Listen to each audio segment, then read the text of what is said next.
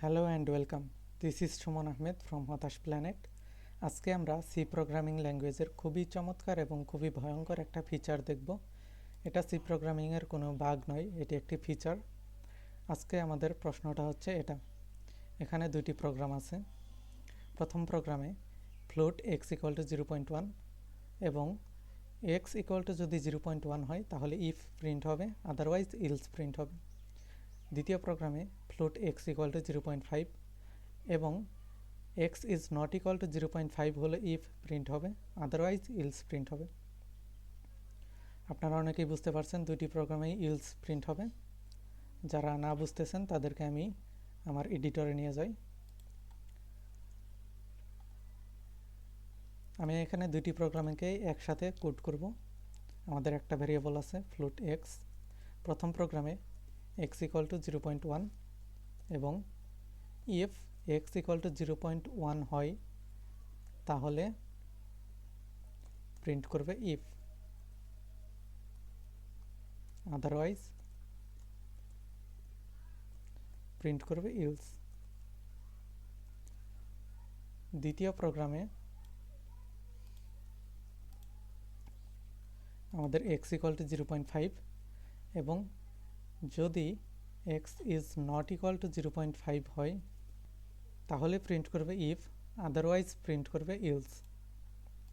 এখন আজকে আমি প্রমাণ করব 0.1 is not equal to 0.1 but 0.5 is equal to 0.5। এই ক্ষেত্রে 0.1 ইজ নট ইকুয়াল টু 0.1, তাহলে এই কন্ডিশনটা ফলস হবে, যেহেতু এখানে ইকুয়াল টু দেওয়া আছে।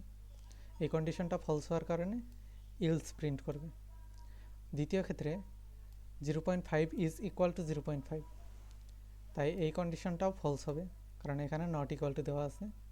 এই কন্ডিশনটা ফলস হওয়ার কারণে এখানেও ইলস প্রিন্ট হবে। যাদের বিশ্বাস না হচ্ছে তাদেরকে আমি পরে এক্সপ্লেইন করব, আগে আমি কোডটা রান করি। এখানে দেখতে পারতেছেন ইলস ইলস প্রিন্ট হয়েছে। তো এটা কেন হলো, এর কারণটা হচ্ছে আমরা এখানে ফ্লোট টাইপের ভেরিয়েবল ইউজ করেছি। এটা হচ্ছে ফ্লোট এক্স ইকুয়াল টু 0.1, কিন্তু এইখানে আমি যখন সরাসরি ভ্যালুটা লিখে দিচ্ছি তখন বাই ডিফল্ট আমাদের সি কম্পাইলার এটাকে ডাবল হিসেবে কনসিডার করে। এই ক্ষেত্রেও এক্স ইকুয়াল টু 0.5, এই 0.5টা হচ্ছে ফ্লোট, কিন্তু এই 0.5টা হচ্ছে ডাবল। এখন float 0.5 is equal to 0.5 double, but float 0.1 is not equal to 0.1 double. এর কারণ হচ্ছে আমাদের যে কোনো সংখ্যা আমাদের কম্পিউটার কি করে, বাইনারিতে রিপ্রেজেন্ট করে। এখন আমরা যদি দেখি 0.1-এর বাইনারি রিপ্রেজেন্টেশন এবং 0.5-এর বাইনারি রিপ্রেজেন্টেশন কীরকম, তাহলেই বুঝতে পারবো।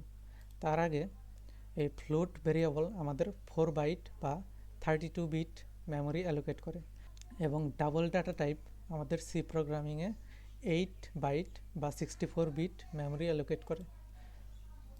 এখন আমরা explore-binary.com থেকে বাইনারি কনভার্টারে আমরা দেখব 0.1-এর বাইনারি রিপ্রেজেন্টেশন কীরকম ফ্লোট ভেরিয়েবলে। ফ্লোট ভেরিয়েবলটা আমাদের 32 বিট মেমোরি অ্যালোকেট করে।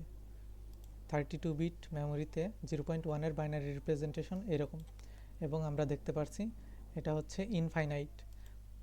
0.1-এর বাইনারি রিপ্রেজেন্টেশন আমরা 32 বিটের মেমোরিতে সম্পূর্ণভাবে স্টোর করতে পারি না, আমরা একটি অ্যাপ্রক্সিমেট ভ্যালু স্টোর করে রাখি।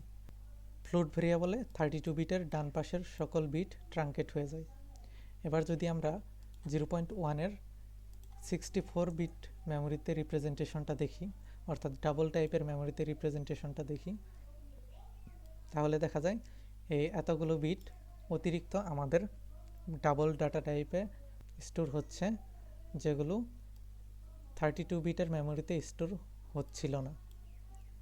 কিন্তু এখানেও 0.1টা সম্পূর্ণভাবে আমরা স্টোর করতে পারি না, আমরা একটা অ্যাপ্রক্সিমেট ভ্যালু স্টোর করছি, কারণ 0.1-এর বাইনারি রিপ্রেজেন্টেশনটা আমাদের কোনো একটা লিমিটেড মেমোরিতে স্টোর করা পসিবল নয়, এটা একটা ইনফাইনাইট নাম্বার।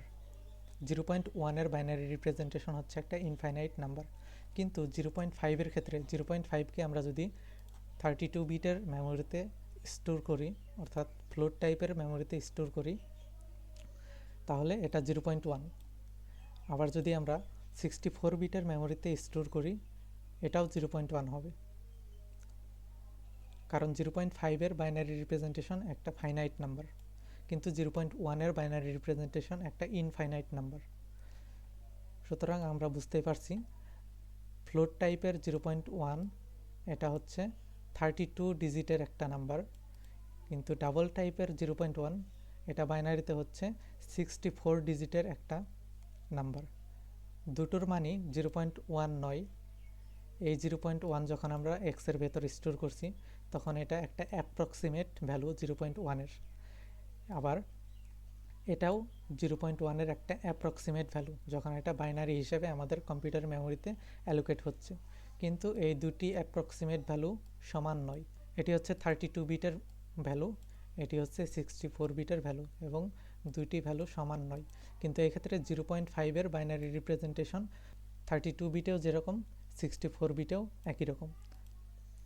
তাই এই দুটি নাম্বার সমান, কিন্তু এই দুটি নাম্বার সমান নয়। এই জন্য প্রথম ক্ষেত্রে x is not equal to 0.1, কিন্তু দ্বিতীয় ক্ষেত্রে 0.5 বা x ইজ ইকুয়াল টু 0.5। সুতরাং আমরা দেখতে পাচ্ছি দুই ক্ষেত্রেই ইলস প্রিন্ট হয়েছে। আজকের মতো এইটুকুই, ধন্যবাদ।